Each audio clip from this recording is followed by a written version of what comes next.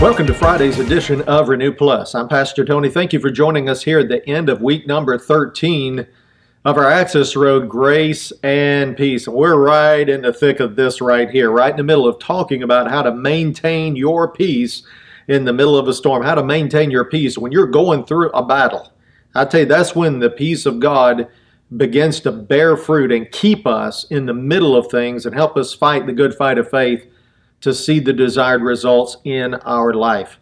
Now, yesterday we kind of left off right in the middle of these two stories, actually. First of all, Jesus, when he came back over to the other side, was met by a crowd. One in that crowd was Jairus, the ruler of the synagogue, who came and fell down before him and said, you know, my little daughter lies at the point of death. Come and lay your hands on her, that she may be healed. And we pointed out that's the word sozo in the Greek, or saved, that you may be saved in her physical body and that she will live. So he made a declaration of faith. How many of you know when you make a declaration of faith or when you pray to God, that, you know, that's probably not the end of the battle, so to speak. That's the beginning in your mind. And so he had to make that trek back. Jesus began to follow him, but you can think that every step that he was making back to his house, that he was just being bombarded with thoughts and imaginations of the worst possible scenario. And so he was having to maintain his peace in the middle of this and not just give up and quit right in the middle of this thing. So Jesus went with him and they were on their way to Jairus' house. And then right in the middle of that, they were interrupted by a situation or incident with a woman with the issue of blood. And that's where I want to pick it up today. Verse 25, we already read some of this, but we'll read the rest of it today. Verse 25 says, now a certain woman had a flow of blood for 12 years. That's a long time to have that condition. Verse 26, and had suffered many things from many physicians. She had spent all that she had and was no better, but rather grew worse. Now I want you to see over that period of time, she didn't get better. She had exhausted all the medical technology and expertise of that day. She had exhausted all of it and exhausted all of her finances. And at the same time, she was growing worse in the middle of this. They did nothing to help her. They did nothing to save her. They did nothing to alleviate this situation. She was growing worse over that 12-year period. So you can think, you know, this is a helpless, hopeless situation right here. But verse 27, this is where things change. This is the hinging point right here. But when she heard about Jesus, when she heard about Jesus, this is where everything changed in her life. This is the beginning of breaking that cycle of 12 years of getting worse of this physical condition. She said she heard about Jesus, and she came behind him in the crowd and touched his garment. For she had said, if only I may touch his clothes, I shall be made well. Notice what she heard got inside of her heart and germinated and began to grow up and produce the fruit of a renovated image. She began to see herself differently. See, this is what the Word of God will do when it's allowed in the heart. When you allow it to get down inside of your heart and keep the cares and the worries and the anxieties out, and it begins to run its course, it'll renovate the way you see yourself. You will have a totally different mindset and perspective of life. You will see yourself different. You'll see God different. You'll see others differently. You'll see your situation different. And this is what's going on right here. She began to see everything about her situation different because she began to meditate on the good thoughts, meditate on the Word of God about Jesus, what she had heard about Jesus. And that sparked what we call hope, the ability to see something on the inside that you can't see on the outside. And so notice that actually, again, we don't want to get too far into Greek with this, but it actually says in verse 28, she kept saying this over and over again. Maybe not externally, maybe she was talking to herself basically. Why? Because this is the way she was seeing herself. See, this is the way you train yourself in faith, and this is the way you maintain your peace in the process. As you begin to hear the Word, and then you begin to put yourself in the Word and how it views you. In other words, you put it in first person. She began to put herself in the picture of what she heard about Jesus. You know, she had heard about other situations where Jesus had healed all kinds of people of all manner of sickness and disease, I'm sure. But now she began to put herself in this group picture and see herself benefiting from the ministry and the saving power of Jesus. And so in verse 29, it says, immediately the fountain of her blood was dried up, and she felt in her body that she was healed of the affliction. And Jesus, immediately knowing in himself that power had gone out of him, turned around in the crowd and said, who touched my clothes? Verse 31, but his disciples said to him, you see the multitude thronging you, and you say, who touched me?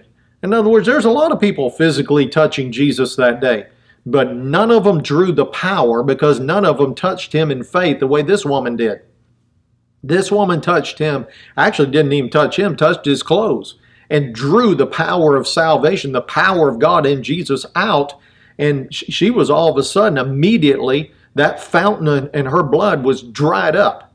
See, what men cannot do, God can do. See, this is what we need to understand. This is why we can have peace in life, even though we've exhausted all the resources of men and all the resources that we have. We're still not hopeless. We're still not helpless. We can turn to God in His Word and believe for the higher power. We can believe for the Most High to show up and bring salvation into our body, into our life, no matter what it might be. And so this is what's going on right here. So he turned around and said, who touched me? And his disciples were puzzled. They said, well, what do you mean who touched me? There's a whole bunch of people touching you.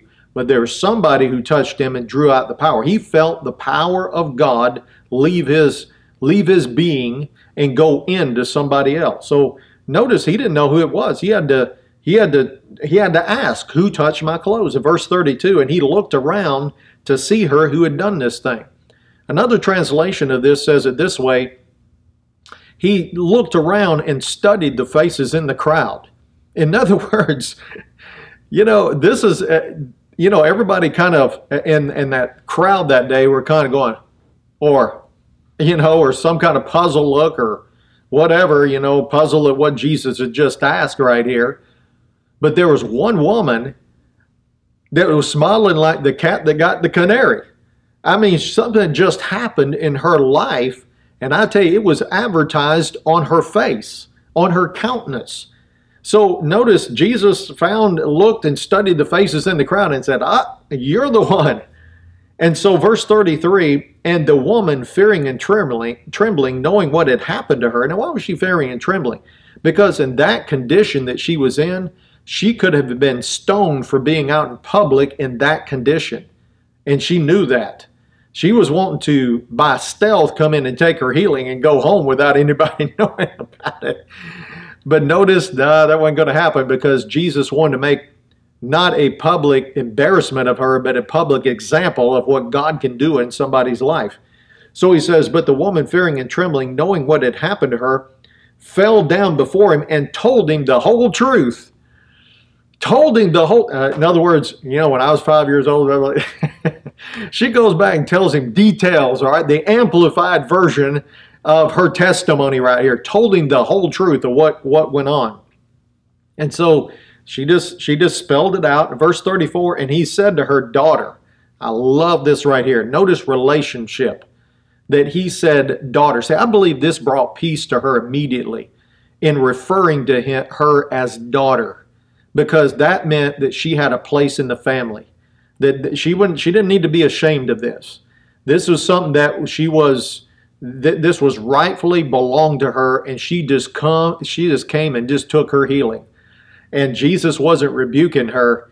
Man, he loved this right here. He loved this kind of faith. He said, daughter, your faith has made you well. Same word, Greek, sozo, saved, salvation.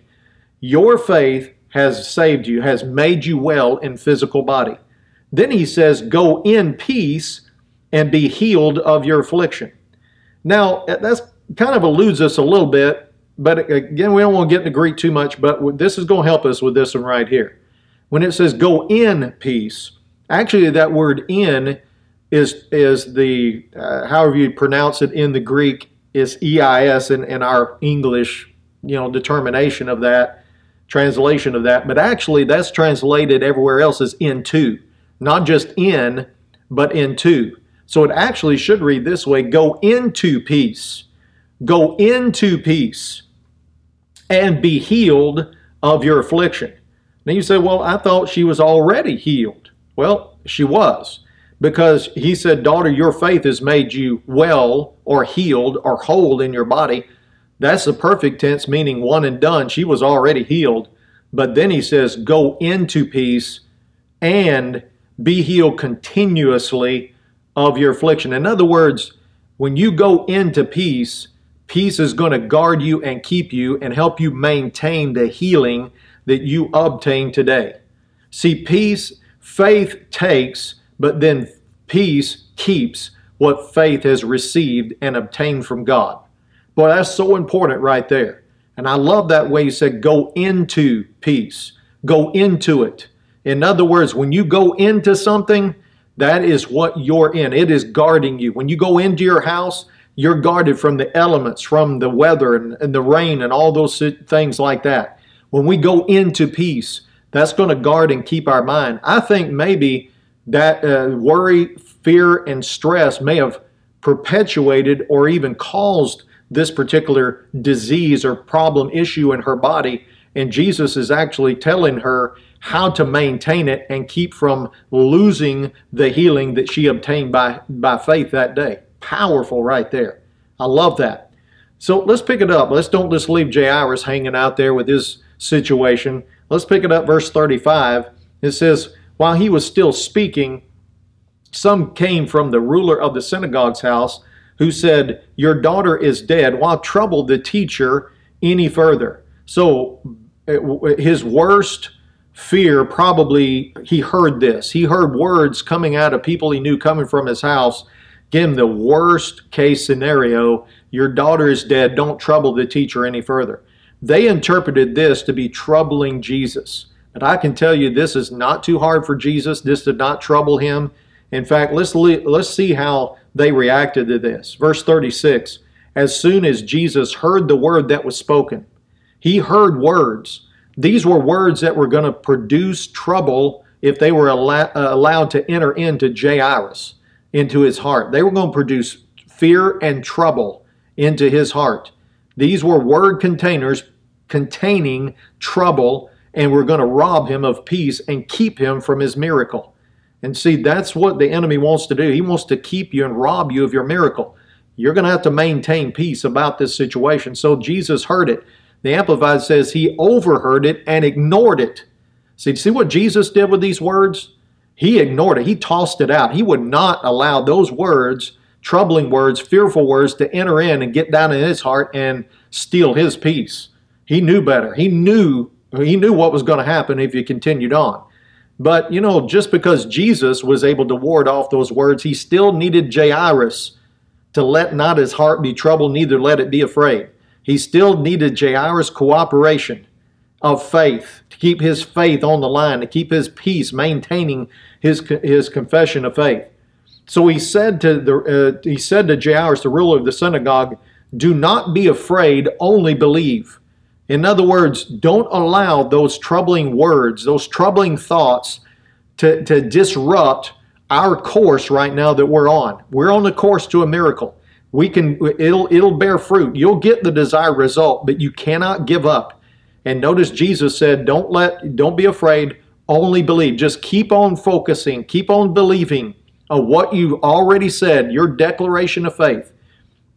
So verse 37, and he permitted no one to follow him except Peter, James, and John, the brother of James. Verse 38, then he came to the house of the ruler of the synagogue and saw a tumult. Tumult is, man, they are carrying on. They are loud, noisy. They are carrying on about this bad situation right here. And so they saw this at Jairus' house. And so he said, and then he saw those who wept and wailed loudly. Noise. Remember what we said, one description of peace and rest is quiet. Quiet, not noisy. Wailing and carrying on like this and having a tumult. So verse 39, when he came in, he said to them, Why make this commotion and weep? The child is not dead, but sleeping. Oh me, he really stirred them up at this point. They turned away from their wailing and weeping loudly and tearing the place up with a tumult. And then they turned on him, and they came out with their claws out like a cat, and they ridiculed him. They scorned him. They made fun of Jesus for saying what he did. But when he put them all outside, notice what happened. Now, this was physical people, but your thought life, you're going to have to put thoughts of fear, ridicule from the enemy, threatenings, suggestions that God's not going to come through for you this time. You're going to have to put them all outside of your heart and outside of your mind. So he put them all outside, and he took the father and the mother of the child and those who were with him and entered where the child was lying. Verse 41, then he took the child by the hand and said to her, Talitha cumi, which is translated, little girl, I say to you, arise. And immediately the girl arose and walked, for she was 12 years of age, and they were overcome with great amazement. Well, what would have happened if Jairus would have succumbed and allowed those words from those people get in and trouble his heart and rob him of peace? He would have given up, quit, and his miracle never would have taken place. I want you to see that Jesus said, do not be afraid, only believe. In other words, maintain your peace. Continue to walk down this road, because at the end of it, it's going to produce the desired result. And it did. He got his miracle because he maintained his peace. Again, you keep your peace, and that peace will keep you. It will maintain you until the end, to the desired result of your miracle in your life. Well, that's a good place to stop this week. I believe we have really covered some things about maintaining peace and keeping our peace in life. So important that we hold on to that peace so it holds on to us and guards and keeps our heart. Well, that's all the time I've got. If you'd like additional materials, go to tonycowan.org, and we will see you next week.